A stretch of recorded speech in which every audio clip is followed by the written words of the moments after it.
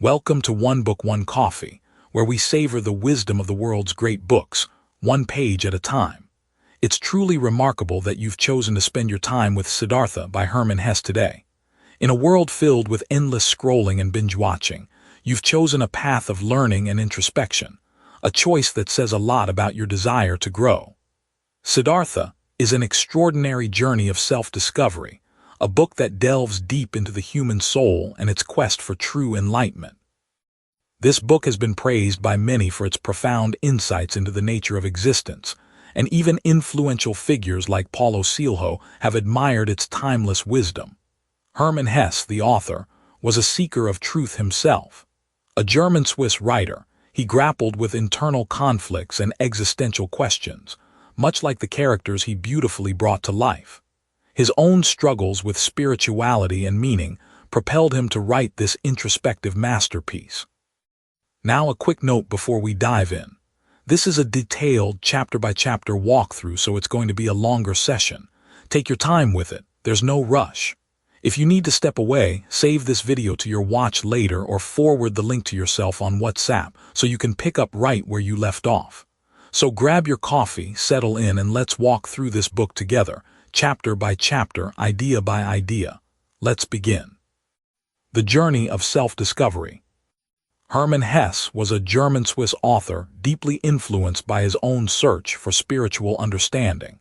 His experiences in India and his interest in Eastern philosophies shaped the narrative of Siddhartha. Picture this. You're sitting across from me with your favorite coffee, steam rising from the cup, and I'm about to tell you about someone who might remind you of yourself, or maybe someone you know. His name is Siddhartha, and his story begins in ancient India, but trust me when I say his struggles are as modern as your morning scroll through social media. Siddhartha is what we might call today a golden child. Born into privilege, raised in a family where education and spiritual practice are not just encouraged but expected, he's the son of a Brahmin, which in his world means he's at the very top of the social ladder. Think of him as the kid who had every advantage, every door open to him, every expectation that life would unfold exactly as it should. His father is respected, wealthy, learned in the sacred texts. Siddhartha himself is brilliant, handsome, beloved by everyone who meets him. He's mastered the rituals, memorized the prayers, and excels at everything he touches. But here's where it gets interesting, and here's where you might start to see yourself in this ancient tale. Despite having everything that society tells him should make him happy, Siddhartha feels empty. There's this gnawing sense that something is missing, something essential that all the privilege and knowledge in the world can't fill. Have you ever felt that way? Maybe you've achieved the goals you set for yourself, got the job, the relationship, the house, checked all the boxes that were supposed to lead to fulfillment, only to wake up one morning and think, is this it? Siddhartha spends his days performing the sacred rituals with his father, washing away sins in the river, making offerings, reciting prayers that have been passed down for generations. But as he goes through these motions, there's a voice inside him asking uncomfortable questions. He watches his father and the other Brahmins, and he realizes something profound and troubling. They're going through the same rituals day after day, year after year, and yet none of them seem to have found what they're supposedly seeking. They haven't achieved enlightenment, haven't found lasting peace, haven't discovered the ultimate truth that all these prayers and sacrifices are meant to reveal. Now think about this for a moment. How many of us are living versions of this same pattern? We follow the prescribed path, do what we're told will bring happiness and meaning, whether that's climbing the corporate ladder, accumulating possessions, or following social expectations, and yet we still feel like something's missing. Siddhartha looks at his father and sees a man who is good, learned, respected, but who hasn't actually found the answers he's been seeking his entire life. It's like spending decades studying a map without ever taking the journey. The young man begins to question everything. He asks himself why the sacred texts, for all their wisdom and beauty, seem to lead only to more questions. Why the rituals, performed with such devotion and precision, don't seem to transform anyone who performs them. Why the Brahmins, who are supposed to be the closest to the divine, still seem to be searching just as desperately as everyone else. These aren't rebellious questions born from teenage angst. These are the deep, existential inquiries of someone who refuses to accept easy answers or inherited wisdom simply because it's been handed down. Here's what makes Siddhartha's situation so relatable. He's not rejecting his upbringing out of anger or resentment. He loves his father, respects his tradition, appreciates the beauty of the life he's been given. But he's honest enough to admit that it's not working for him. It's like being in a beautiful, comfortable cage and recognizing that no matter how golden the bars are, you're still not free. The text describes how Siddhartha would sit by the river, watching the water flow endlessly toward its destination, and he would wonder where his own current was taking him. Was he simply going to follow the same path as his father, performing the same rituals, reading the same texts, hoping that somehow, magically, they would lead him to enlightenment? Or was there something else, something that required him to step outside the safety and comfort of everything he'd ever known? This internal conflict creates what we might recognize today as an existential crisis. Siddhartha realizes that knowledge, even sacred knowledge, isn't the same as wisdom. That performing rituals perfectly isn't the same as experiencing transformation. That being told about enlightenment isn't the same as achieving it. He's like someone who has read every book about swimming but has never actually been in the water. The beauty of this opening is how Hesse captures that moment we all face when we realize that the path we're on might not be our path. Maybe it worked for our parents, maybe it works for our friends, maybe it looks perfect from the outside, but inside, we know it's not authentic to who we are or who we're meant to become. Siddhartha's dissatisfaction isn't a character flaw, it's the beginning of wisdom. It's the courage to admit that comfort and security aren't the same as fulfillment. As we watch Siddhartha wrestle with these questions, we're seeing the birth of a seeker, someone who is willing to risk everything comfortable and known for the possibility of finding something real and transformative. His story is just beginning, but already we can see that this is going to be a journey not just through ancient India, but through the universal human experience of searching for meaning, purpose, and authentic happiness. The stage is set for a quest that will take Siddhartha far from the safety of his father's house. And as we'll discover, sometimes the most important journeys begin not with knowing where you're going, but with the honest admission that where you are isn't where you belong. So we've left young Siddhartha at that pivotal moment when he's decided to abandon everything he's ever known, walking away from his father's house and his best friend Govinda trailing behind him. Now, imagine you're 20-something, you've just dropped out of the life everyone expected you to live, and you're standing at the edge of the forest with absolutely no plan except this burning conviction that there has to be something more. That's exactly where we find Siddhartha as he encounters the Samanas, these wandering ascetics who have made suffering into an art form. Picture these men, if you will, walking through ancient India like living skeletons. Their ribs show through their skin, their hair is matted, their eyes burn with an intensity that comes from years of deliberately torturing their bodies in pursuit of spiritual truth. They own nothing, eat almost nothing, sleep on the ground, and spend their days in meditation so intense it borders on self-hypnosis. When Siddhartha sees them, something clicks. Here, he thinks, are people who have found a way to escape the endless cycle of wanting and getting and wanting more that he watched consume everyone in his father's world. Now, think about this for a moment. How many of us have had that same realization? Maybe not about becoming an ascetic, but about recognizing that the path everyone else is on, the one that looks so normal and acceptable, just isn't working for us. Maybe you've sat in a corporate meeting thinking, this can't be what life is about, or scrolled through social media feeling empty despite being more connected than ever. Siddhartha's decision to join the Samanas isn't really about ancient India. It's about that universal moment when we realize we need to completely change direction to find meaning. So Siddhartha and Govinda become Samanas, and what follows is essentially a 3-year experiment in extreme minimalism and self-denial. They learn to fast until their bodies become transparent, to meditate until they forget they have bodies at all, to walk on thorns until pain becomes meaningless. Siddhartha throws himself into this practice with the same intensity he once brought to studying the Vedas. He becomes, in Hesse's beautiful phrase, empty of thirst, empty of desire, empty of dreams, empty of joy and sorrow. But here's where it gets really interesting, and this is something we can absolutely relate to in our modern world. Siddhartha discovers that he's incredibly good at this ascetic thing. He can fast longer than the others, meditate deeper, endure more pain. He becomes, essentially, a high achiever in the art of achieving nothing. And this is where Hesse shows us something profound about human nature. Even when we're trying to escape the ego finds a way to reassert itself. Even when we're practicing humility, we can become proud of how humble we are. Think about how this plays out today. Someone decides to simplify their life, so they become obsessed with having the most minimalist apartment. Someone starts meditating to find peace, then gets competitive about their meditation streak on their app.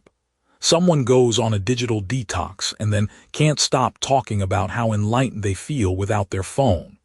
The very practices meant to free us from attachment can become new forms of attachment. Siddhartha begins to sense this trap after 3 years with the Samanas. He realizes that all this self-denial, all this disciplined suffering, has taught him to escape from himself temporarily, but it hasn't actually solved the fundamental problem. When he comes back to normal consciousness, he's still the same person with the same questions. It's like taking a very sophisticated painkiller, he realizes. The pain goes away for a while, but the underlying condition remains untreated. There's a moment in the text where Siddhartha watches a jackal drinking from a river, and he has this flash of recognition. The jackal isn't trying to transcend its nature or escape its desires. It's simply being what it is, completely and unself-consciously. And Siddhartha wonders if perhaps the path to enlightenment isn't about escaping from life, but about diving deeper into it. This is when news reaches them about Gotama, the Buddha, who supposedly achieved perfect enlightenment not through extreme asceticism, but through what he calls the middle way. Now, imagine you've spent 3 years basically starving yourself and sleeping on rocks, convinced that suffering is the path to truth, and then you hear about someone who found enlightenment by avoiding extremes. Your first reaction might be skepticism, maybe even a little irritation. After all, you've invested so much in this difficult path. But Siddhartha is beginning to understand something crucial about spiritual seeking that applies just as much to our modern self-improvement culture.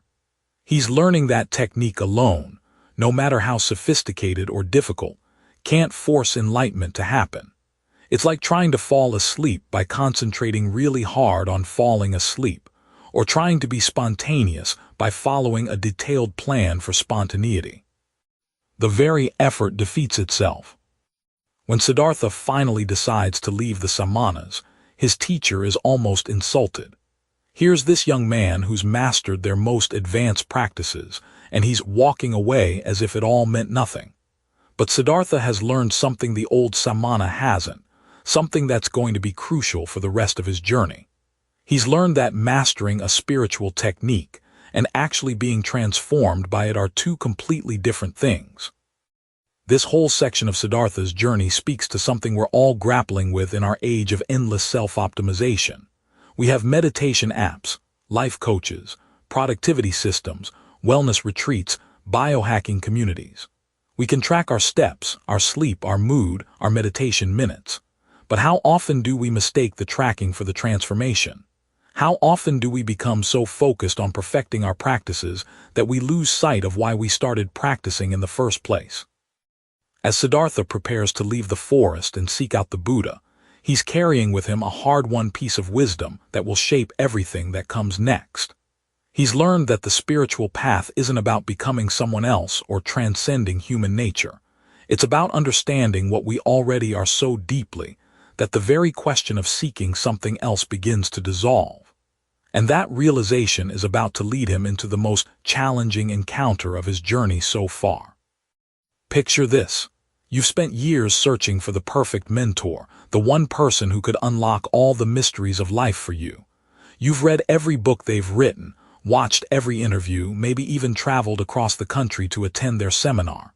And then, incredibly, you get the chance to meet them face to face. Your heart pounds as you approach, carrying all your burning questions, all your hopes for transformation. This is exactly where we find Siddhartha, in what might be the most pivotal chapter of his entire journey. After leaving the ascetics behind, Siddhartha and his faithful companion Govinda hear whispers of someone extraordinary. The Buddha, they call him, the Enlightened One. Gotama has achieved what every spiritual seeker dreams of: complete awakening, perfect understanding, the end of all suffering. Now think about this for a moment. Here's someone who has supposedly figured it all out, who has the answers that Siddhartha has been desperately seeking through years of self-denial and extreme practices. The two friends make their way to where the Buddha is teaching, and what they find is remarkable. Gotama isn't some otherworldly figure floating above human concerns. He's calm, yes, but also deeply present, radiating a peace that seems to come from within rather than from any external source. When Siddhartha finally encounters him, it's almost anticlimactic in its simplicity. Here is this man who embodies everything Siddhartha thought he wanted to become. But here's where Hesse delivers one of literature's most profound plot twists. Instead of falling at the Buddha's feet and begging to become his disciple, something unexpected happens in Siddhartha's mind. As he listens to Gotama's teachings about the path to enlightenment, about the Four Noble Truths and the Eightfold Path, Siddhartha finds himself questioning, not the truth of what the Buddha has achieved, mind you, but whether following someone else's path could ever lead him to his own authentic awakening. Imagine you're in a coffee shop, and someone describes the most incredible meal they've ever had. They tell you every detail, the flavors, the textures, the way it made them feel. They even give you the exact recipe and directions to the restaurant. But would eating that same meal give you the same transformative experience they had? This is the realization dawning on Siddhartha as he sits before one of history's most revered spiritual teachers.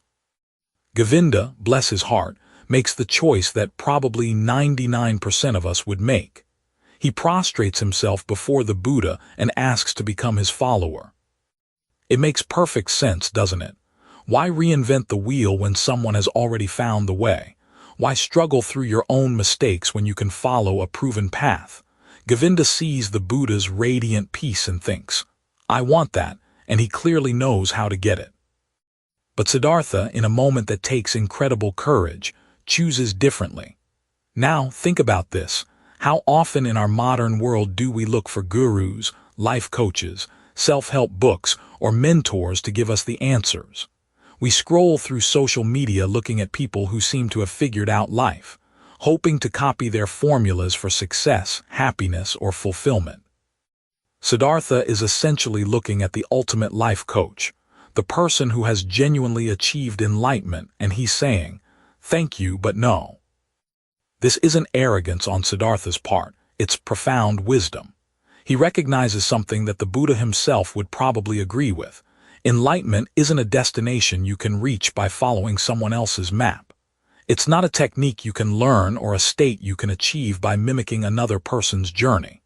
The Buddha's path worked for the Buddha because it was authentic to who he was, to his particular struggles, his unique way of seeing the world. When Siddhartha finally speaks with Gotama directly, he expresses this insight with remarkable clarity. He doesn't question whether the Buddha has achieved enlightenment. That much is obvious from his presence, his peace, his wisdom. What Siddhartha questions is whether that achievement can be taught or transmitted through doctrine and discipline. It's like asking whether you can teach someone to fall in love by giving them a list of steps to follow. The experience itself is too immediate, too personal, too uniquely individual. The Buddha, rather than being offended by this challenge, actually seems to appreciate Siddhartha's insight. There's a recognition between them, teacher to future teacher, of a fundamental truth about the spiritual journey. You can point the way, you can offer guidance and support, but ultimately each person must walk their own path to understanding. This moment represents a massive shift in Siddhartha's journey. Up until now, he's been seeking external solutions to internal questions, first through his father's traditions, then through the extreme practices of the ascetics, and now he's been tempted by the teachings of the Buddha. But in this encounter with Gotama, something crystallizes for him. He realizes that his seeking itself might be the problem. Not the desire for truth or understanding, but the assumption that these things exist outside himself, waiting to be discovered or learned from others. Think about how this applies to our contemporary lives. We live in an age of information overload, where every possible philosophy, methodology, and approach to living is available at our fingertips. We can follow productivity gurus, meditation teachers, business coaches, relationship experts, and many of these people have genuine wisdom to offer. But Siddhartha's encounter with the Buddha suggests something radical, that all the external guidance in the world cannot substitute for the internal work of discovering who we truly are and what authentic living means for us specifically. As Siddhartha takes leave of both the Buddha and his childhood friend Govinda, he's embarking on perhaps the most challenging part of his journey. He's choosing the path of direct experience over received wisdom, the uncertainty of self-discovery over the security of following established teachings. It's terrifying and liberating at the same time, much like any moment when we decide to trust our own inner compass rather than following someone else's directions. This chapter sets up everything that follows in Siddhartha's story, because now he must learn to listen to a teacher he's never fully trusted before himself. The real adventure is just beginning. Picture this moment with me for a second. You're sitting with your morning coffee, maybe scrolling through your phone, when suddenly you have this crystal-clear realization that the path you've been following, the one everyone told you was right, the one you've invested years of your life in, might not actually be your path at all. That stomach-dropping, liberating, terrifying moment of clarity, that's exactly where we find Siddhartha in what might be the most pivotal chapter of Hesse's entire masterpiece. We've journeyed with Siddhartha through his time with the ascetics, watching him master the art of self-denial, learning to fast until his body became like a whisper, practicing meditation until he could slip out of his own consciousness like stepping out of old clothes. He became so accomplished at these spiritual disciplines that even his teachers began to look up to him. But here's the thing that's so beautifully human about this moment, and something we can all relate to in our own lives. Sometimes our greatest achievements become our greatest prisons. Think about it for a moment. How many times have you found yourself succeeding at something that everyone else admires, maybe even something you thought you wanted, only to feel this hollow echo inside? Siddhartha had mastered everything the ascetics could teach him. He could transcend hunger, pain, even the basic needs of his physical body. But as he sits there in the forest, surrounded by his fellow seekers, he has this profound realization that stops him cold. All of this discipline, all of this self-denial, all of these spiritual gymnastics, they're just sophisticated forms of escape. They're not bringing him closer to enlightenment. They're actually taking him further away from the very thing he's seeking. Now think about this for a moment. Here's a young man who has already walked away from everything most people spend their entire lives chasing. Wealth, status, family expectations, comfort, security. He gave it all up to follow what he believed was a higher calling. And now he's realizing that even this spiritual path, this thing that seemed so pure and right, might be just another form of running away. It takes incredible courage to question not just the world's values, but your own chosen values, especially when you've already sacrificed everything for them. The awakening that gives this section its name isn't some mystical flash of lightning or divine vision. It's something much more subtle and in many ways more powerful. It's the quiet recognition that no teacher, no matter how wise, no system, no matter how ancient and revered, can give you what you're truly seeking. Enlightenment, Siddhartha realizes, isn't something that can be taught like mathematics or transferred like money from one account to another. It's something that must be discovered, lived, experienced firsthand. This reminds me of something that happens to many of us in our careers, our relationships, even our spiritual lives. We find mentors, we follow programs, we read the books and attend the seminars, and we genuinely learn valuable things. But there comes a moment when you realize that all the external guidance in the world can only take you so far. The real work, the deep transformation, has to happen in the laboratory of your own experience. What's so striking about Siddhartha's awakening is how it challenges one of our deepest cultural assumptions about learning and growth. We're taught from childhood to find good teachers, to respect authority, to follow proven methods. And there's wisdom in that, absolutely. But Siddhartha is discovering something that every truly original thinker throughout history has had to face. There comes a point where you have to trust your own inner compass, even when it points in a direction that seems to contradict everything you've been taught. Consider how radical this decision really is. Siddhartha isn't just leaving his teachers. He's essentially saying that the entire approach to spiritual seeking that has sustained these ascetics for generations might be fundamentally flawed. He's not rejecting their sincerity or their dedication, but he's questioning whether their methods can actually deliver what they promise. It's like being in graduate school and suddenly realizing that not only is your dissertation topic wrong, but the entire methodology your field uses might be asking the wrong questions. The beauty of this awakening is that it's not born from arrogance or impatience. Siddhartha has genuinely mastered what the ascetics had to teach. He's not a dropout or a quitter. He's someone who has gone so deep into one approach that he can see its limitations clearly. This is what makes his decision so powerful and so relevant to our modern lives. How often do we stick with approaches, relationships, or career paths long after we've outgrown them, simply because we've invested so much time and energy that walking away feels like admitting failure? But here's what Siddhartha understands in this moment of awakening. Continuing on a path that no longer serves your deepest purpose isn't persistence. It's a form of spiritual cowardice. It's choosing the comfort of the known, even when the known isn't working, over the uncertainty of following your authentic inner guidance. As Siddhartha prepares to leave his fellow ascetics, including his devoted friend Govinda, we see him grappling with one of the loneliest realizations any of us can face, that our deepest journey must ultimately be taken alone.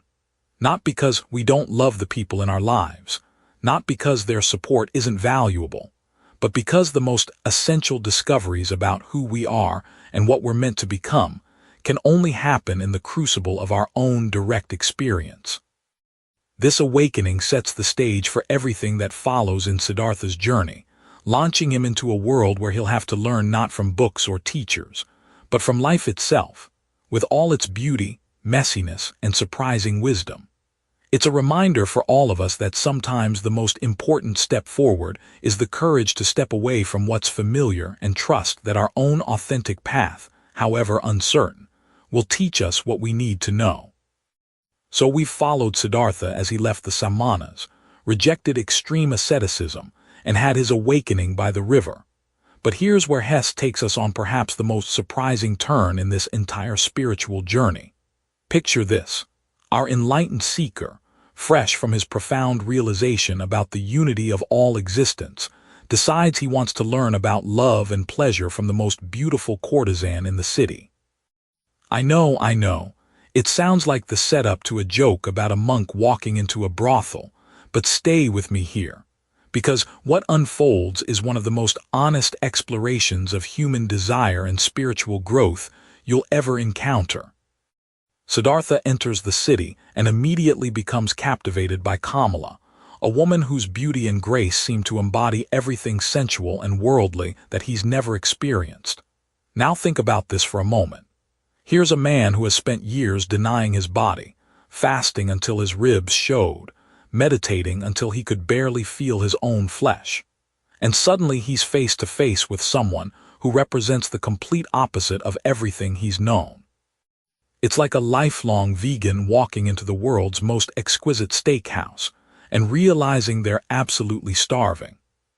But here's what's brilliant about Hesse's storytelling. Kamala doesn't just fall at Siddhartha's feet because he's had some mystical experiences. She's practical, she's smart, and she tells him straight up that if he wants to be with her, he needs to prove he can play in her world. She needs to see that he can earn money, dress well, and understand the game of society. It's like when someone today might say, "I don't care how spiritually awakened you are, can you hold down a job and split the rent?" So Siddhartha, this man who has renounced material possessions, who has owned nothing but a begging bowl, suddenly finds himself learning the art of business from a merchant named Kamaswami. And here's where it gets really interesting. He approaches commerce the same way he approached meditation, with a kind of detached awareness. He can play the game of buying and selling, of profit and loss, but he doesn't get emotionally invested in it. When he loses money on a deal, he shrugs it off like a leaf falling from a tree. When he gains, he feels no particular elation. This is such a powerful lesson for our modern world, isn't it? Think about how many of us get completely consumed by our careers, by the pursuit of money, by the endless cycle of wanting more. We tie our self-worth to our bank accounts, our job titles, our material possessions. But Siddhartha shows us a different way. He engages fully with the material world while maintaining an inner freedom from it. It's like being an actor who can play their role convincingly, while never forgetting it's just a performance. Meanwhile, his relationship with Kamala becomes this incredible dance of teacher and student, but not in the way you might expect. Yes, she teaches him about physical love, about the pleasures of the body that he's denied himself for so long. But more than that, she teaches him about the art of being present with another person, about giving and receiving pleasure not just as physical acts but as forms of communication, as ways of connecting with the divine through the human. And here's something beautiful that Hesse captures. Siddhartha doesn't approach sexuality with guilt or shame, the way so many spiritual traditions do. He doesn't see it as something base or sinful that he's indulging in despite his spiritual nature. Instead, he sees it as another form of experience, another teacher, another way of understanding what it means to be human. It's like he's saying, if I'm going to understand the full spectrum of existence, I need to understand this too. But as months turn into years, something fascinating happens. Siddhartha begins to notice that he's becoming just like everyone else around him. The game of business, the pursuit of pleasure, the comfortable routine of his life with Kamala, it all starts to feel like another kind of prison. He's gained weight, he's grown soft, he's developed habits and attachments. He looks in the mirror one day and sees what he calls an old child, someone who has learned to play adult games but has somehow lost touch with the essential aliveness he once possessed. Now, think about this in terms of your own life. How many times have you found yourself settling into comfortable routines that slowly drain the vitality out of you? Maybe it's a relationship that started with passion but became predictable, or a job that pays well but leaves you feeling empty, or habits that once brought pleasure but now feel mechanical. Siddhartha's experience with the material world is really a mirror for how easy it is to lose ourselves in the very things we thought would fulfill us.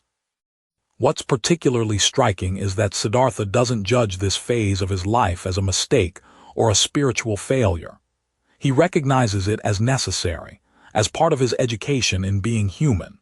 He needed to experience desire, pleasure, success, and the eventual emptiness that can come from pursuing them, just as he needed to experience the extremes of asceticism.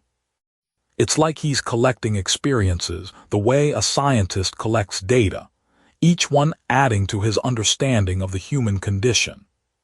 The chapter reaches its climax when Siddhartha realizes he's become trapped in what Buddhists call samsara, the wheel of suffering and desire. But unlike his earlier rejections of various paths, this recognition comes not from judgment but from a kind of gentle awakening, like slowly emerging from a pleasant dream. He sees that this too is just another form of seeking, another way of trying to find meaning outside himself. As we transition toward the next phase of Siddhartha's journey, we're left with this profound understanding that spiritual growth isn't about avoiding certain experiences or judging them as unworthy. Sometimes we need to dive fully into the world, to taste its pleasures and feel its limitations, in order to truly understand what lies beyond them. Siddhartha's time with Kamala teaches him that enlightenment isn't about transcending our humanity, but about embracing it so completely that we can see through it to something even deeper. So here we are, settling into what might be the most surprising chapter of Siddhartha's journey. You know how sometimes in life you think you've figured everything out, only to discover you've stepped into a completely different game altogether. That's exactly what happens to our wandering seeker as he enters the bustling world of commerce and becomes, of all things, a successful businessman. Picture this: Siddhartha, who has spent years in meditation, who has lived as an ascetic eating nothing but roots and berries, who has devoted his entire existence to spiritual pursuits, suddenly finds himself learning the art of buying and selling. It's like watching a monk suddenly decide to become a day trader. But here's the fascinating thing about Hesse's storytelling. He shows us that even this seemingly mundane world holds its own profound lessons. When Siddhartha first encounters Kamala, the beautiful courtesan who becomes both his teacher and lover, she poses a question that cuts right to the heart of practical living. She asks him what he can do, what skills he possesses that might allow him to survive in the material world. Think about this for a moment. How often do we get so caught up in our ideals, our spiritual aspirations, our grand visions, that we forget the simple question: what can you actually do? Siddhartha's answer is beautifully simple yet profound. He can think, he can wait, and he can fast. These might sound like the most impractical skills imaginable for a businessman, but watch how Hesse transforms them into the very foundations of commercial success. The thinking part is obvious enough. In business, as in life, the ability to think clearly, to see patterns, to understand cause and effect, these are invaluable. But waiting, now that's interesting. In our instant gratification world, where we expect Amazon deliveries the next day and get frustrated when our coffee takes more than 5 minutes to brew, the art of waiting seems almost revolutionary. Siddhartha's ability to wait means he never acts from desperation. He doesn't chase deals, doesn't panic when markets fluctuate, doesn't make emotional decisions. He waits for the right moment, the right opportunity, the right price. How many of us could benefit from developing this skill in our own lives? And fasting, the ability to go without, to not need things immediately, this becomes perhaps his greatest business asset. When you don't desperately need something, you hold all the power in any negotiation. You can walk away. You can say no. You can wait for better terms. It's like having the ultimate poker face, except it's not an act, it's genuine contentment with having less. Under the guidance of Kamaswami, a seasoned merchant, Siddhartha learns the intricate dance of commerce. But here's where Hesse shows us something remarkable about human nature. Siddhartha approaches business like a game. He's not driven by greed or desperation for wealth. He's curious about this new world, fascinated by its rules and rhythms. This detachment, this playful attitude, ironically makes him incredibly successful. He makes money because he doesn't desperately need to make money. Now think about this in terms of your own life.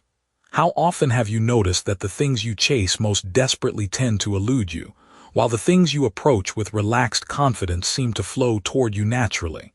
It's like trying to catch a butterfly. The more frantically you pursue it, the more it dances away from your grasp. But sit still, be patient, and it might just land on your shoulder. As years pass, Siddhartha becomes wealthy beyond his original dreams. He owns a beautiful house, wears fine clothes, eats rich foods, and enjoys all the pleasures that money can buy. He lives a life that many would envy, a life of comfort and success. But Hesse doesn't present this as either purely good or purely bad. Instead, he shows us something more nuanced and realistic about human experience. Gradually, almost imperceptibly, Siddhartha begins to change. The very success that came so easily because of his detachment slowly creates attachment. The game becomes less playful and more serious.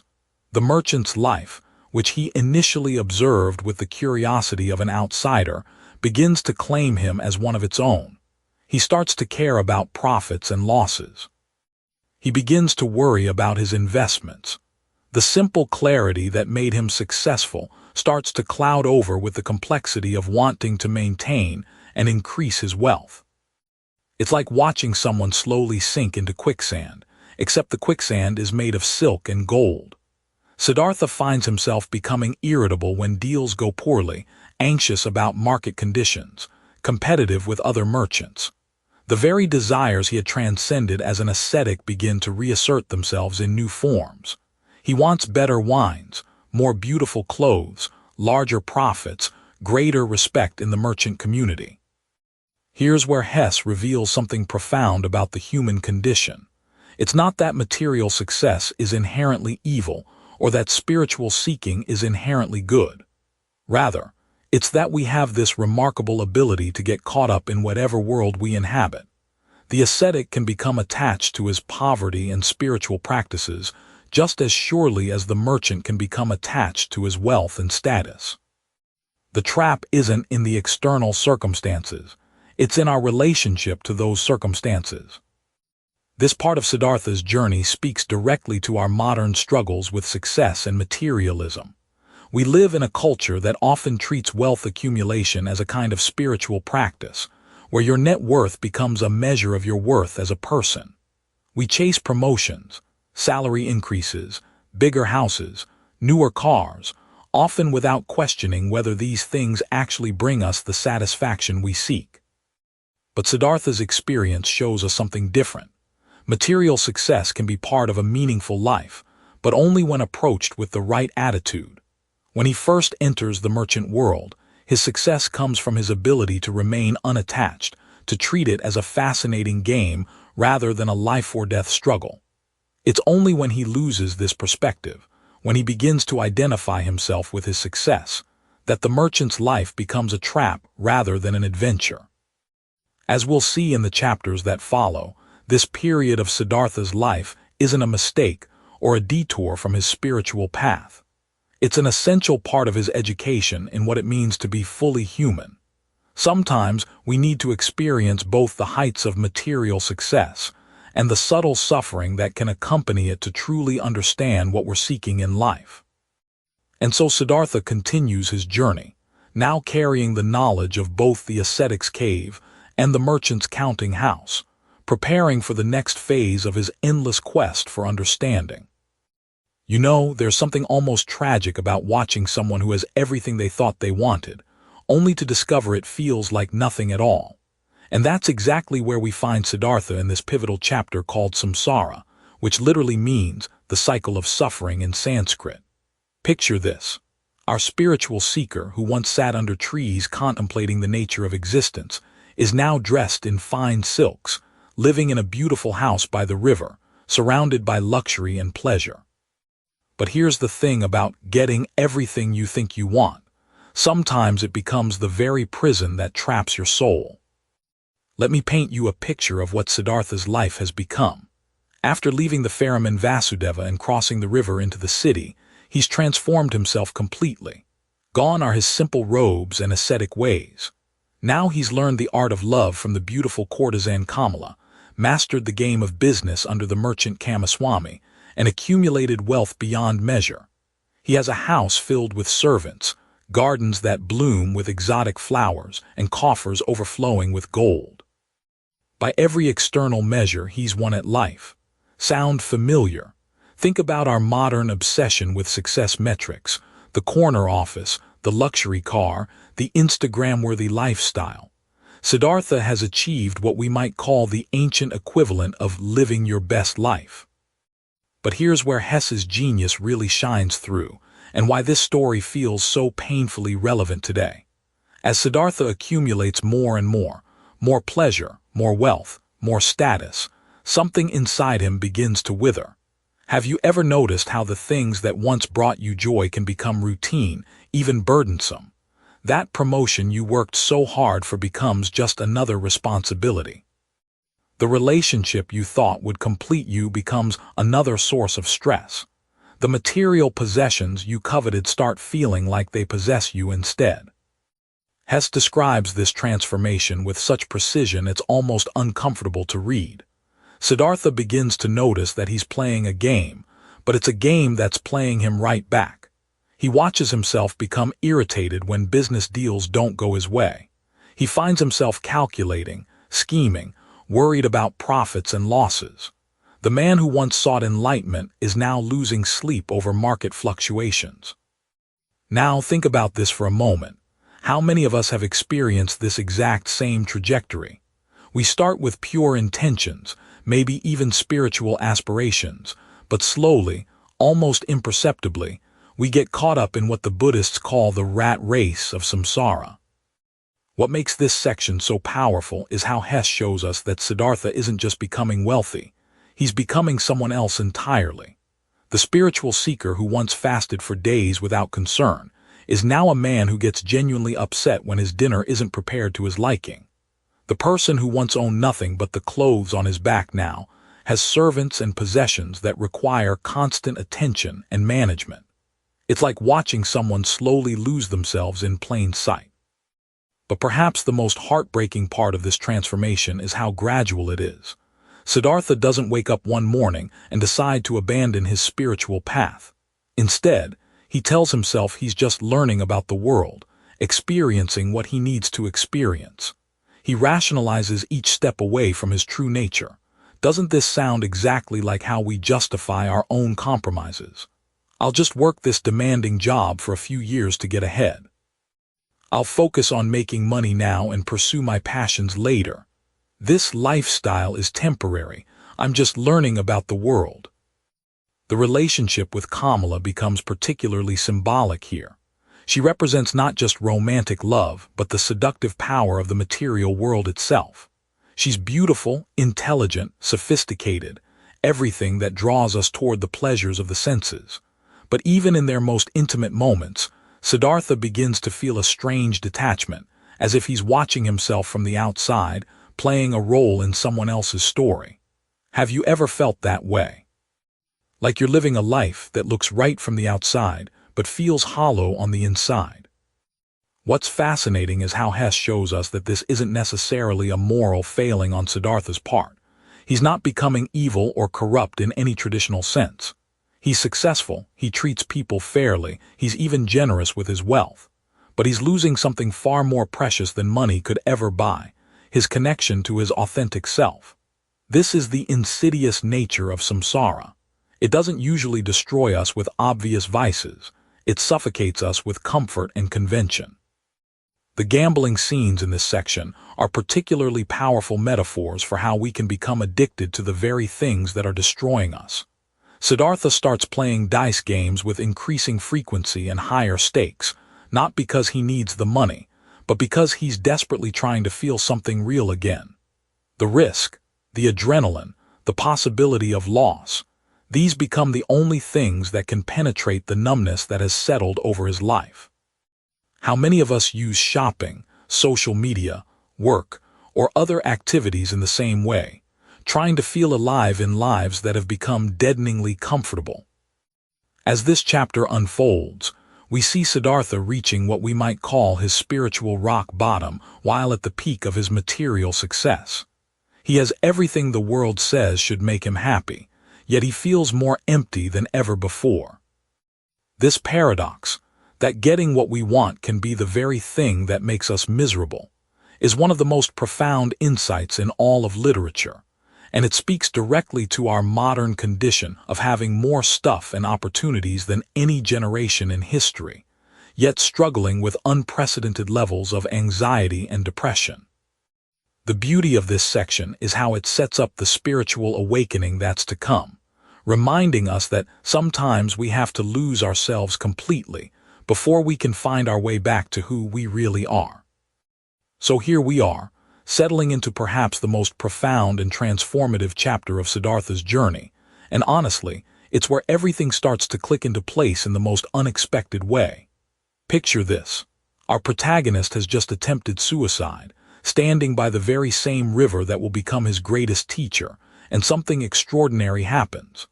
The sacred sound, Om, rises from the depths of his unconscious mind and literally saves his life. It's like the universe itself reached out and said, "Not so fast, my friend. Your real education is just beginning." Now think about this for a moment. How many times in our own lives have we reached that breaking point where everything feels meaningless?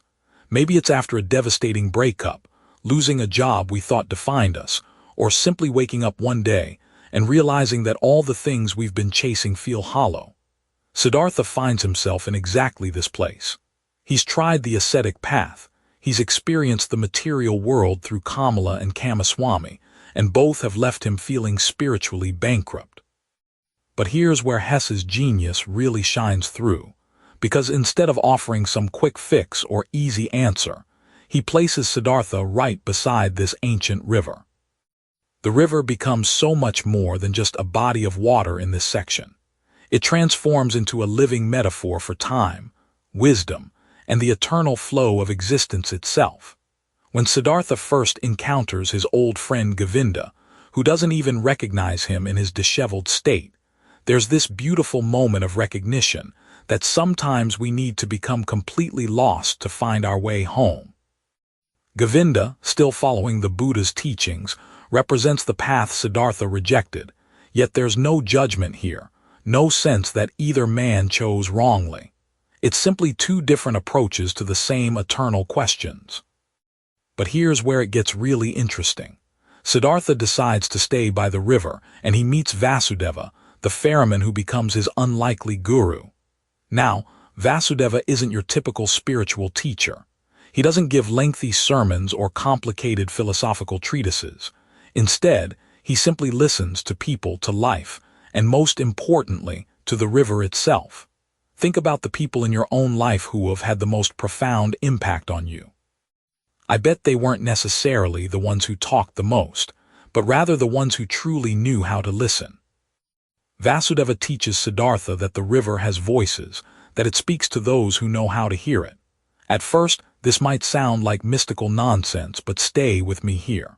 The river represents the flow of time and experience, constantly moving yet always remaining essentially the same. Every drop of water that passes is unique, yet the river itself is eternal. Isn't this exactly like human consciousness?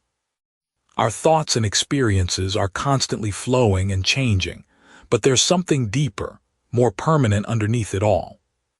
As Siddhartha learns to listen to the river, he begins to understand what Hesse calls the unity of all existence.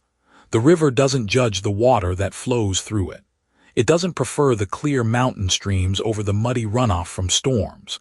It simply accepts everything and keeps flowing. Now, imagine if we could approach our own lives with this same kind of acceptance.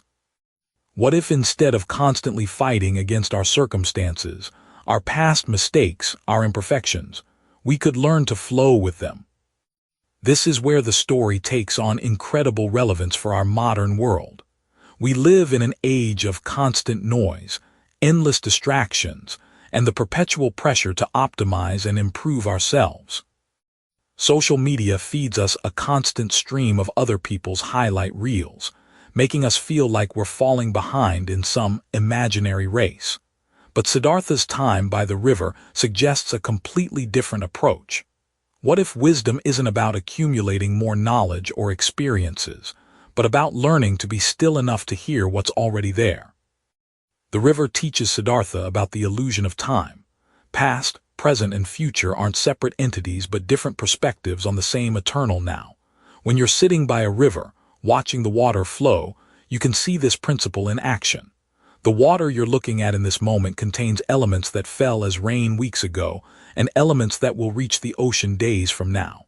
It's all happening simultaneously. This insight transforms how Siddhartha understands his own life journey.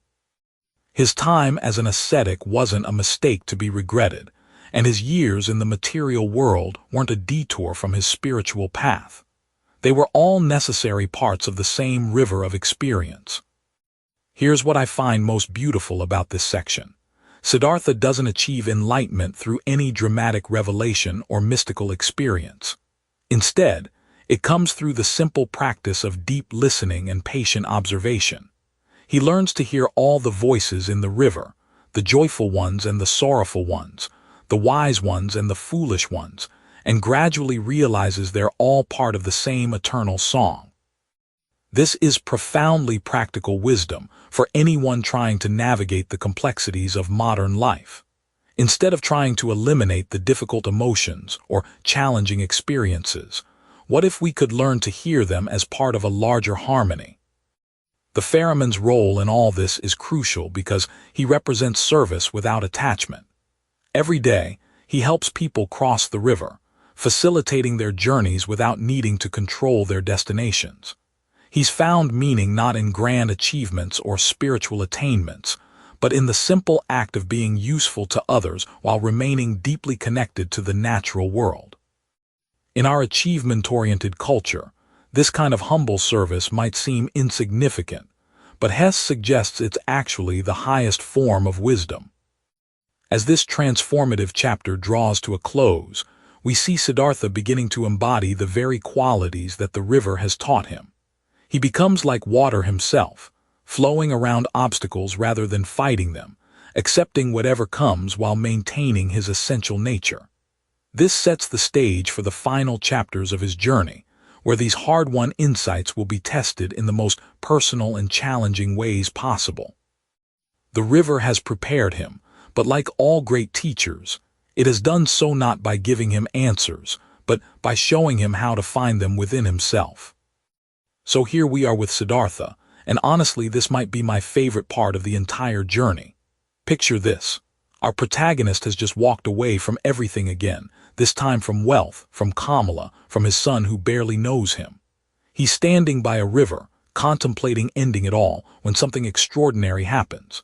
The river itself becomes his teacher, and through a simple ferryman named Vasudeva, Siddhartha finally begins to understand what he's been searching for his entire life.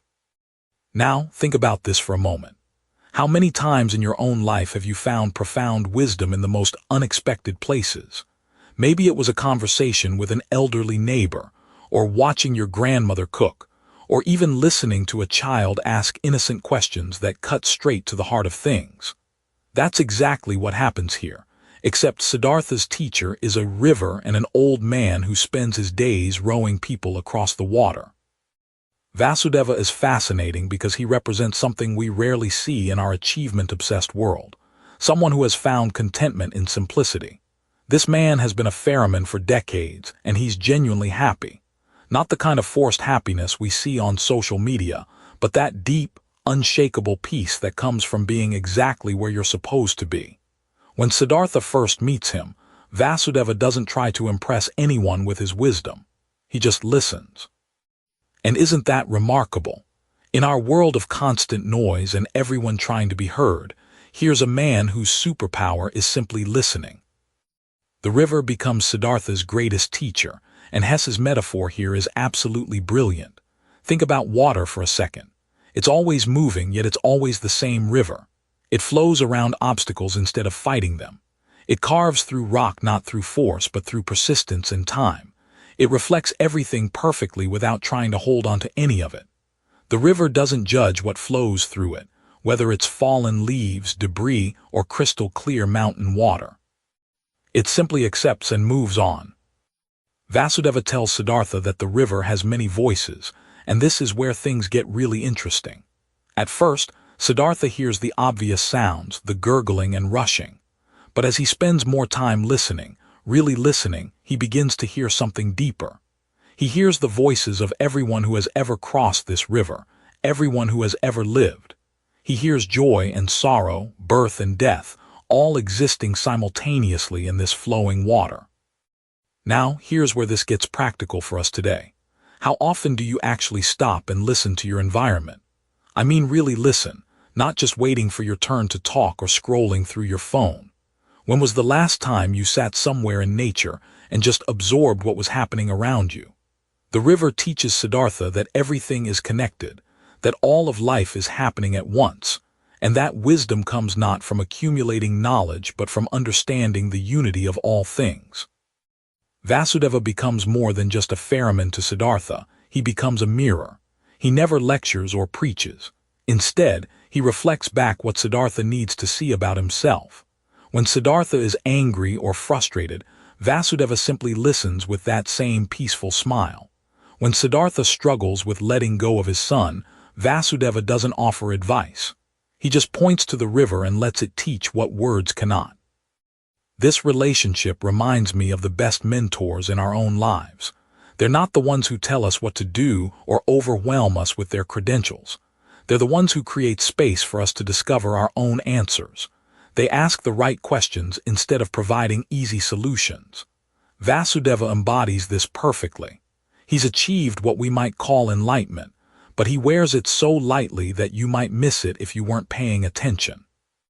The most profound lesson Siddhartha learns from the river is about time. The river shows him that past, present, and future are all illusions. Everything that has ever happened is still happening in the eternal now of the flowing water. This isn't just mystical philosophy, it's actually quite practical. Think about your own life. How much energy do you spend dwelling on past mistakes or worrying about future scenarios that may never happen? The river teaches presence, the art of being fully here, fully now. Siddhartha also learns about letting go through watching the river. Water never clings to anything. It doesn't try to hold onto the beautiful scenery it passes or resist the rocks that obstruct its path. It simply flows around, over, or through whatever it encounters. This becomes crucial when Siddhartha's son arrives and then leaves, causing him tremendous pain. The river teaches him that love sometimes means letting go, that trying to hold onto someone who needs to find their own path is like trying to stop water with your bare hands. What's beautiful about this section is how Hesse shows us that enlightenment isn't some dramatic lightning bolt moment. It's more like water slowly wearing away stone. Day by day, sitting by the river, listening to Vasudeva's gentle wisdom and the river's eternal teachings, Siddhartha gradually transforms. He learns that the goal he's been chasing his whole life was never separate from the journey itself. The ferryman's life becomes a powerful metaphor for service without attachment. Every day, Vasudeva helps people cross from one side to the other, but he doesn't become invested in their stories or try to control their destinations. He simply provides the service of safe passage. In our interconnected world, where we're constantly bombarded with everyone else's problems and opinions, there's something profoundly peaceful about this approach. As we prepare to see how this river wisdom will serve Siddhartha in the final phase of his journey, we're left with this beautiful image of two men who have found what most people spend their entire lives seeking, not through achievement or accumulation, but through the simple practice of listening deeply to life itself. Welcome back to our journey through Siddhartha's remarkable story. I'm here with my coffee, you're hopefully settled in with yours, and we're about to dive into one of the most emotionally challenging chapters in Hermann Hesse's masterpiece. If you've been following along, you know that Siddhartha has finally found his peace by the river, working alongside the wise ferryman Vasudeva. He's learned the river's secrets, he's helping travelers cross from one side to the other, and life seems to have settled into a beautiful rhythm. But then something happens that completely upends his world in a way he never expected. His former lover Kamala arrives at the river, dying from a snake bite, and she brings with her a boy, Siddhartha's son. Now think about this for a moment. Here's a man who has spent his entire life seeking enlightenment, who has finally found inner peace after decades of searching, and suddenly he's thrust into the most primal, challenging role known to humanity, being a father. It's like the universe saying, "Oh, you think you've figured it all out? Here, try this." The irony is almost cruel, isn't it? Siddhartha had left his own father's house as a young man, breaking his father's heart in pursuit of his spiritual journey. He had walked away from comfort, from love, from responsibility, all in the name of finding truth. And now, decades later, he finds himself on the other side of that equation, holding a son who doesn't want to be there, who resents this strange man by the river, who dreams of returning to the wealthy, comfortable life he knew with his mother in the city. What Hesse shows us in this chapter is perhaps one of the most universal struggles of human existence, the challenge of loving someone so deeply that you have to let them go. Siddhartha looks at his 11-year-old son and sees everything he once was, the same restlessness, the same dissatisfaction with simple answers, the same burning need to find his own path. But here's the heartbreaking part, and I think every parent listening will recognize this. Knowing something intellectually and feeling it emotionally are two completely different things. Siddhartha knows with his enlightened mind that his son must find his own way. He understands that forcing love, demanding gratitude, or trying to keep someone against their will only breeds resentment. He's learned from the river that everything flows, that nothing can be permanently held or possessed. But his heart is breaking, because love, real love, doesn't care about your spiritual insights. Love wants to protect, to keep close, to shield from harm. Picture this scene. Every morning, Siddhartha tries to connect with his son. He attempts to share the simple joys of life by the river, the peace of ferrying travelers, the wisdom found in everyday tasks. But the boy is having none of it. He's been raised in luxury, accustomed to fine clothes and rich food and servants. This rustic life feels like punishment to him. He's grieving his mother, angry at his circumstances, and resentful of this father who abandoned him before he was even born. Can you imagine how that must feel for both of them? The boy sees Siddhartha as a stranger trying to play father, while Siddhartha sees his son slipping away just like he once slipped away from his own father. Now, here's where Hesse's psychological insight becomes almost painful in its accuracy. Siddhartha starts to experience something he thought he had transcended: attachment. Not the peaceful, flowing love he feels for all beings, but that desperate, grasping love that parents know so well. He finds himself lying awake at night, worrying about his son's happiness. He catches himself trying to win the boy's affection with small gifts and special attention. He's becoming everything he once rejected in his own father, driven by the same desperate love that once felt so suffocating to him. Think about the parents in your own life, or if you are one yourself, think about your own experience. How many times have we seen this pattern play out? A parent who gives everything, who sacrifices their own needs and dreams, only to watch their child rebel against that very love. It's like trying to hold water in your hands. The tighter you squeeze, the faster it slips through your fingers. Vasudeva, the wise ferryman, watches all of this with compassionate understanding. He's seen it before, this dance between love and letting go. He knows that Siddhartha is learning perhaps the most difficult lesson of all, that love sometimes means stepping back, that wisdom sometimes means allowing others to make their own mistakes, that the deepest spiritual practice might be releasing your grip on what you hold most dear. The climax comes when the boy finally runs away, stealing money and disappearing in the night to return to the city. Siddhartha's first instinct is to chase after him, and he actually does, running through the forest like a man possessed. But when he reaches the outskirts of the city, something stops him. He remembers his own journey, his own need to leave, his own father's broken heart. He realizes that pursuing his son would be repeating the same cycle of suffering that has played out between fathers and sons since the beginning of time. This is where Hesse delivers one of the most profound insights about human relationships.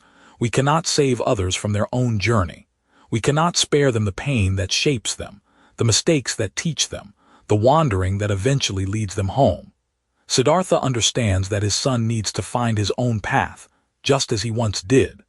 The boy needs to experience the world, to make his own errors, to discover his own truth. Forcing him to stay would be like trying to make a river flow backward. But understanding something and accepting it are different things entirely. Siddhartha returns to the river heartbroken, experiencing a grief so profound that it threatens to undo all his years of spiritual progress. He feels like he's dying, like a part of his soul has been torn away. And in a sense, it has. This is the price of love, the cost of opening your heart completely to another human being. What happens next is beautiful and heartbreaking at the same time. Vasudeva helps Siddhartha process this grief by having him listen to the river. And in the river's eternal song, Siddhartha hears all the voices of his life, including his own father's voice, full of the same love and loss he's now experiencing. He realizes that this cycle of love and separation, of holding on and letting go, is part of the eternal human story. Every generation loves and loses, gives and releases, hopes and grieves. The chapter ends with Siddhartha achieving a deeper level of understanding than he's ever known before. Not the intellectual enlightenment of his earlier years, but the wisdom that comes from having your heart broken open by love. He learns that spiritual growth isn't about transcending human emotions, but about experiencing them fully and finding peace within them. As we close this chapter and prepare for what comes next in Siddhartha's journey, we're left with questions that echo through our own lives. How do we love without possessing? How do we care without controlling? How do we honor our connections while respecting others' freedom? These aren't just ancient philosophical puzzles. They're the daily challenges of anyone who has ever loved deeply and had to learn the art of letting go. Picture this. You're sitting by a river at sunrise, watching the water flow endlessly past, and suddenly you realize that you, the river, the sunrise, and everything around you are all part of one magnificent, interconnected whole.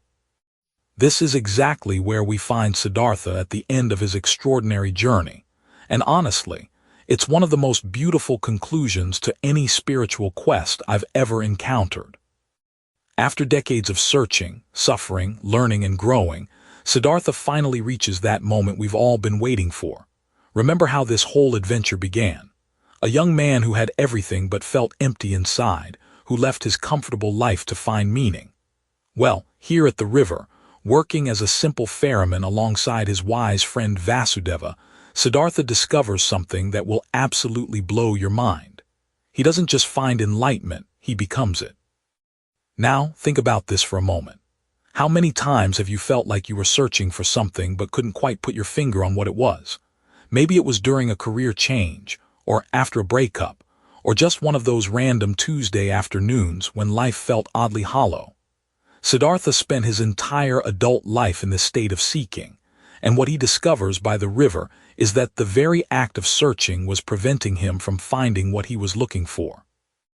The chapter opens with Siddhartha in his role as ferryman, and there's something so beautifully symbolic about this job choice.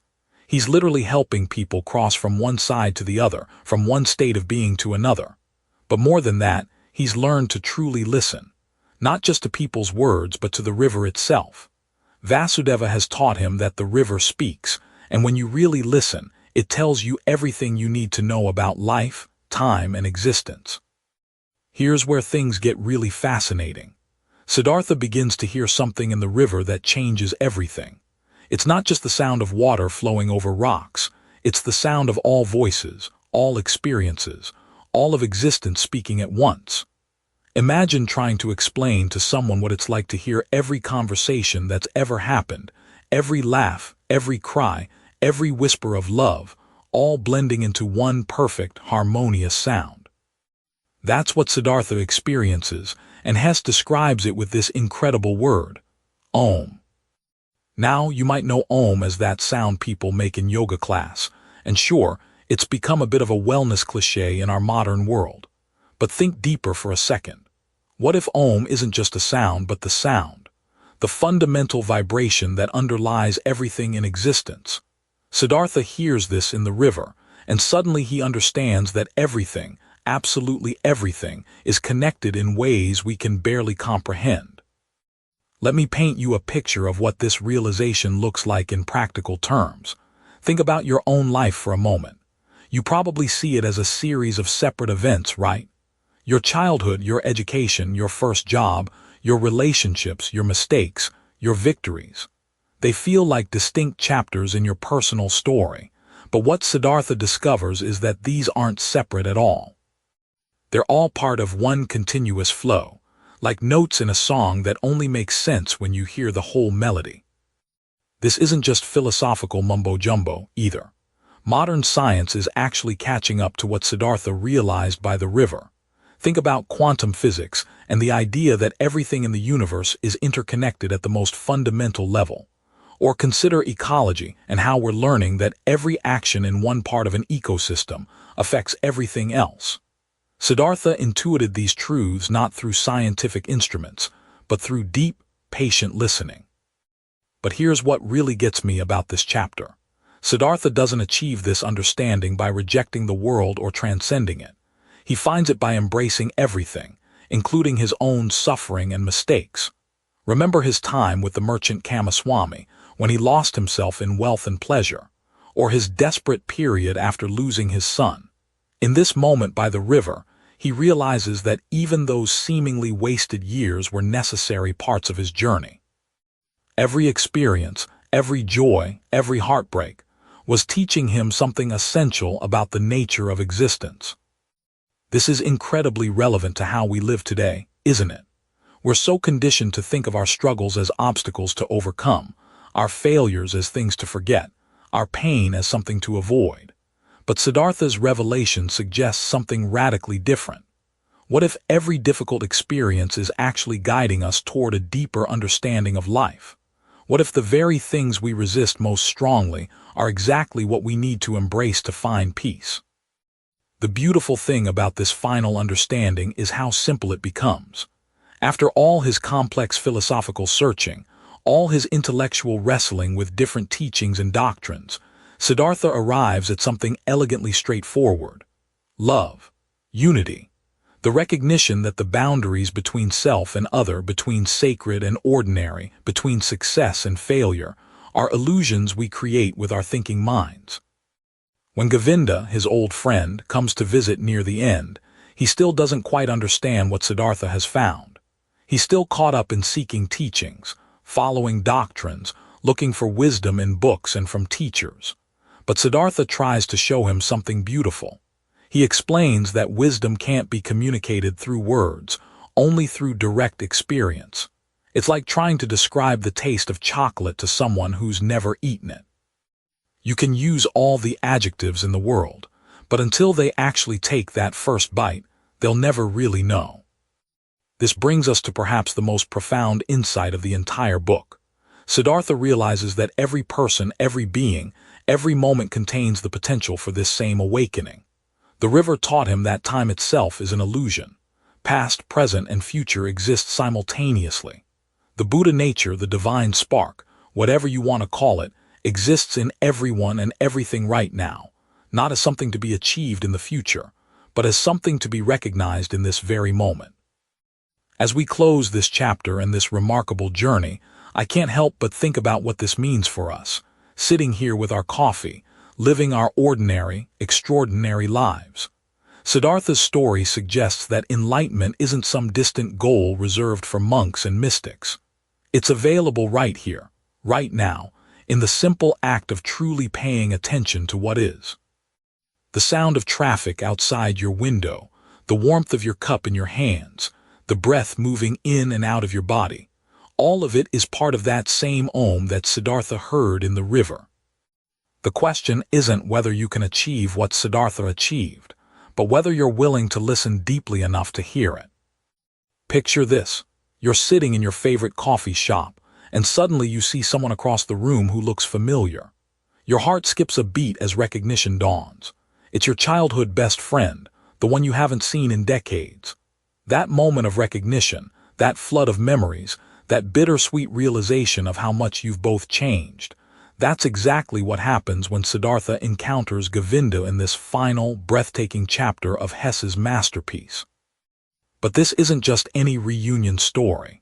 This is the culmination of two lifelong spiritual journeys that took radically different paths, and what unfolds between these old friends will challenge everything you think you know about enlightenment, wisdom, and the very nature of truth itself.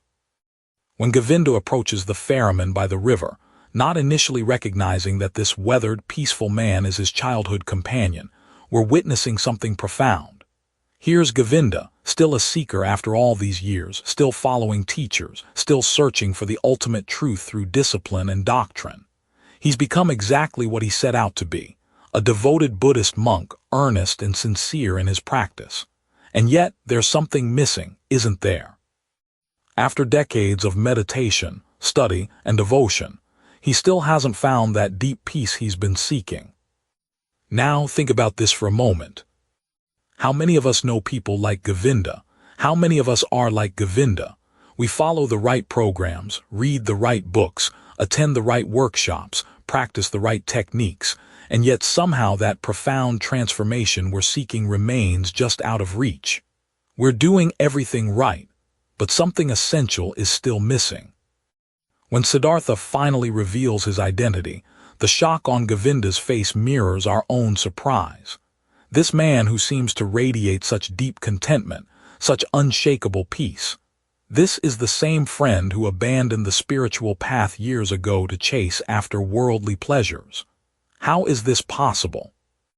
It's like discovering that your college roommate who dropped out to become a bartender somehow ended up becoming the wisest person you know, while you, with your advanced degrees and impressive career, still feel lost. The conversation that follows is one of the most beautiful and challenging dialogues about the nature of wisdom ever written. Govinda, with his methodical mind shaped by years of Buddhist training, wants Siddhartha to explain his enlightenment in terms he can understand. Give me the teaching, he essentially says. What's the doctrine? What's the path? What are the steps I need to follow? But here's where Hesse delivers one of his most radical insights through Siddhartha's response. Wisdom, true wisdom, cannot be communicated through words. It's not a recipe you can follow or a philosophy you can study. Think about the deepest truths you've discovered in your own life, the really important ones, like what love actually means, or how to find genuine contentment, or what really matters when everything falls apart. Could you teach those insights to someone else through a lecture? Could you write a manual that would guarantee they'd have the same realizations? Siddhartha tells Govinda something that sounds almost scandalous. For every truth, the opposite is equally true. Love is the most important thing in the world, and yet attachment causes suffering. Seeking wisdom is essential, and yet the very act of seeking can keep us from finding what we're looking for. The present moment is all we have, and yet we must plan for the future. These aren't contradictions to be resolved through clever logic. They're the fundamental paradoxes of existence that can only be held in the heart, not solved by the mind. This is so relevant to our modern world, isn't it? We live in an age of information overload, where we think every problem has a solution and every question has an answer that can be Googled. We consume self-help books and productivity hacks and life optimization strategies as if wisdom were just another app we could download. But Siddhartha is suggesting something far more mysterious and beautiful.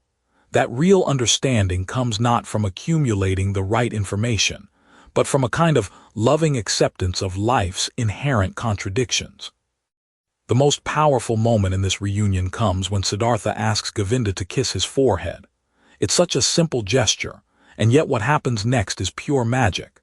In that kiss, that moment of genuine human connection, Govinda suddenly sees everything, not through concepts or teachings, but through direct experience.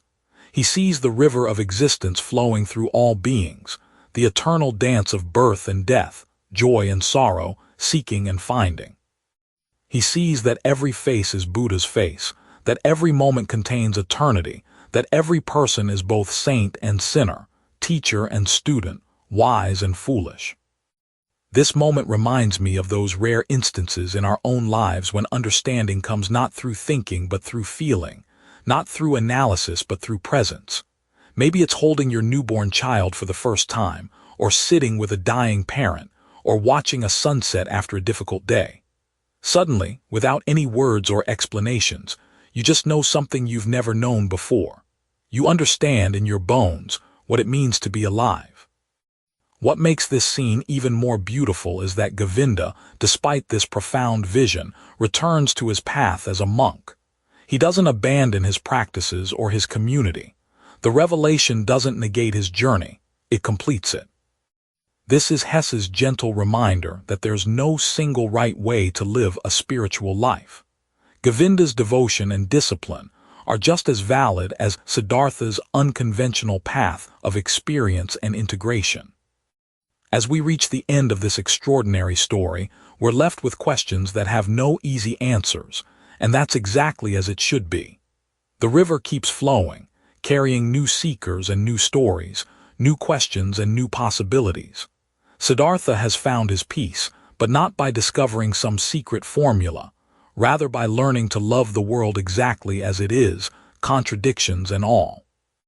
And perhaps that's the most practical wisdom we can take from this timeless tale, that the very search for meaning is meaningful, that the journey itself is the destination, and that enlightenment might be less about finding the right answers and more about learning to embrace the mystery with an open heart.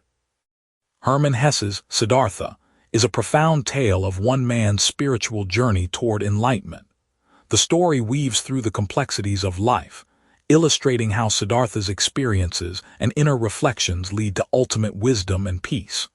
The novel illustrates important themes such as the value of self-discovery, the imperfection of human nature, and the transcendent power of love and understanding.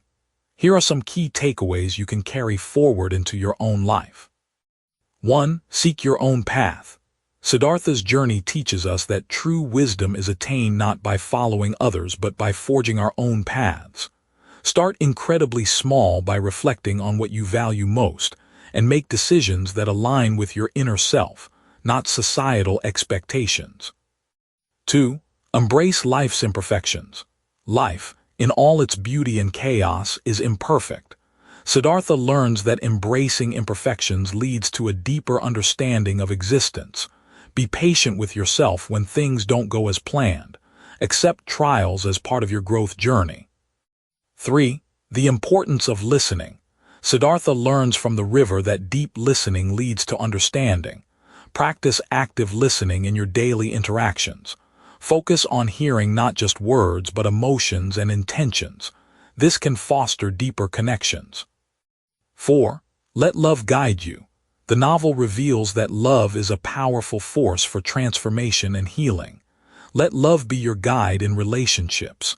Start by expressing gratitude and appreciation to those around you, fostering an environment of support and care. 5. The journey is the destination. Siddhartha's story reminds us that the journey itself is full of lessons and beauty. Celebrate small victories and learnings on your journey.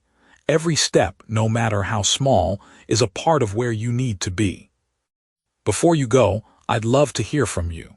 Drop a comment below with at least one idea from this book that stuck with you, one concept you're going to carry forward. It could be something that challenged your thinking, something you want to try, or even something you disagreed with.